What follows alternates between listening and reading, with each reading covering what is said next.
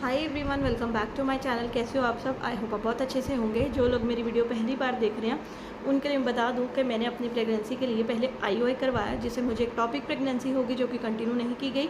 फिर मैंने आईवीएफ करवाया, जिससे मुझे ट्विंस प्रेगनेंसी हुए मेरे दो देते हैं। जो भी एक्सपीरियंस है इस पूरे ट्रीटमेंट का वो मैं वीडियो के थ्रू यहाँ पे आपके साथ शेयर करती रहती हूँ। तो आज की वीडियो होने वाली है कि आपको सीढ़ियाँ कैसे चढ़नी है। क्या मैं सीढ़ियाँ चढ़ी थी जब मेरा एम्ब्रियो ट्रांसफ़र हो गया था, या फिर जब मेरी प्रेगनेंसी हो गई थी। जैसे कुछ लड़कियाँ होती हैं वो कहती हैं कि हमारा जो रूम है वो हमारे घर में जैसे फर्स्ट फ्लोर पे है, तो क्या हम ऊपर नीचे आ सकते हैं? यार हमें तो बड़ी दिक्कत है। तो देखिए, डॉक्टर ने मुझे बिल्कुल भी मना नहीं किया था सीढ़ियाँ चढ़ने उतरने के लिए। ठीक है, मैंने अपनी प्रेगनेंसी में क्या करना है, इसको टच नहीं करना। जाओ फिर पापा के पास जाओ, चलो अंदर चलो। तो मुझे डॉक्टर ने बिल्कुल मना नहीं किया था। ठीक है, मेरा जब एम्ब्रियो ट्रांसफ़र हुआ था मैं अपने जब मैं इंजेक्शन लगवाने जाती थी, तो अब तो मैं 6th फ्लोर पे आ गई हूँ। पहले मैं 1st फ्लोर पे थी और मैं सीढ़ियाँ उतर के जाती थी और चढ़ के आती थी।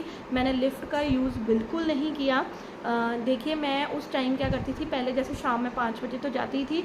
फिर कई बार मेरे हस्बैंड कहते थे कि रात को कि चल थोड़ा एक वॉक करके आते हैं, तो मैं उतना भी चली जाती थी स्टार्टिंग के डेज़ में। ठीक है, तब भी मैं सीढ़ियाँ उतर के जाती थी क्योंकि मुझे था कि मैं एक्टिव रहूँ। और ये बिल्कुल सही बात है क्योंकि मेरी डॉक्टर ने मुझे मना नहीं किया था। उन्होंने मुझे रेस्ट का बोला था, लेकिन एम्ब्रियो ट्रांसफ़र के बाद की बात मैं ज़्यादा आपके साथ करने वाली हूँ, क्योंकि मेरी तो बाद में प्रेगनेंसी भी हो गई, मैं वो भी इंक्लूड कर रही हूँ बीच में। ठीक है, क्योंकि जिस लड़कियों को बिल्कुल रेस्ट नहीं बोली है, वो हेल्दी हैं, तो वो सीढ़ियाँ उतर चढ़ सकती हैं। लेकिन वो सीढ़ियाँ उतरनी चढ़नी कैसे है वो आपको ज़रूर ध्यान रखना है।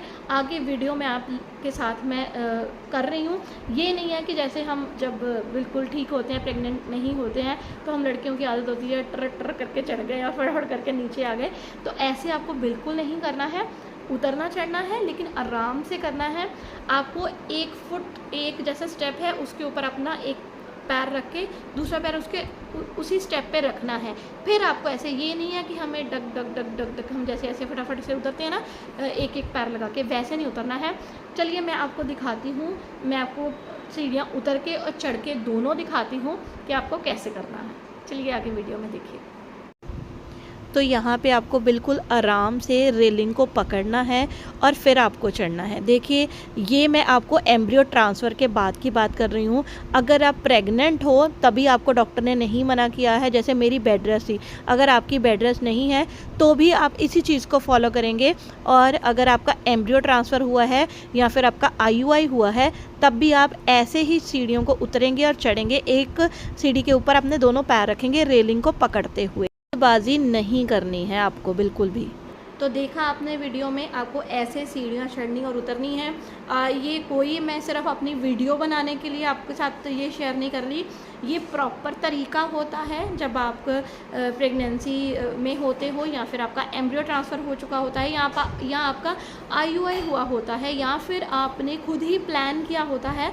आपने मतलब प्लानिंग होती है कि आपकी इस मंथ कि आपको इस मंथ नेचुरल कंसीव जब आप करते हो ना, आप अपनी बेबी प्लान करते हो जिस मंथ में, उस टाइम पे आपको कुछ बातों का ध्यान रखना होता है। तो इसमें से ये सबसे एक इम्पॉर्टेंट बात है। अगर आपका रूम भी आपके घर में मतलब फर्स्ट फ्लोर पे है, या फिर आप जैसे ही किसी फ्लैट में या कहीं रहते हो जहाँ पे आपके पास लिफ्ट नहीं है, तो आप ऐसे कर सकते हो।